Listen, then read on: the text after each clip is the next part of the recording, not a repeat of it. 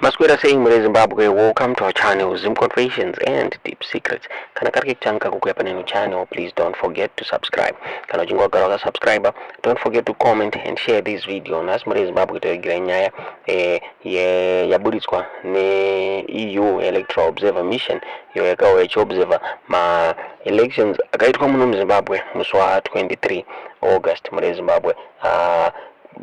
My EU observers publisha their final report on my elections akaitwa muno mu Zimbabwe muswa 23 August. Vataura iwo vachiti vane recommendations avapa vachitaura vachiti it's up to Zimbabwe for it to apply my recommendations aya kana kusama apply. Vakataura iwo vachiti vaishanda as my partners so that they improve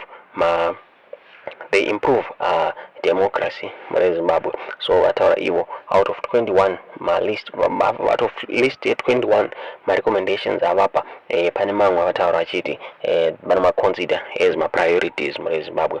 Vataura pamusoro pezek vachiti zek iri kufanira kuratidza kuti it's an independent body yoregera kuva aligned to a certain party muri Zimbabwe. Chinzi zek mashandiro yakaita yakaratidza kuti yanga iri aligned to the ruling party muri Zimbabwe. Vakati zek iri kufanira kuimprove zvakare paincident yakaitika yekunonoka kwakaitwa maballot papers kuunzwa mapolling stations zvikanzi zvakare inofanira kuva transparent pazvinhu zvayo kusanganisira nyaya yevoters roll iri kunzi voters roll hatina kupiwa to the public zvizofanira kushare the public uye improvements anenge echiita inofanira kushare the public muri Zimbabwe. There is need for transparency muzek muri Zimbabwe. Vakataura zvakare vachichema nejudiciary system yemuno Zimbabwe zvinzi iri kufanira kuratidza kuti iri independent yoregera kuratidza the separation of power muri Zimbabwe. Vakataura zvakare zvikanzi there is need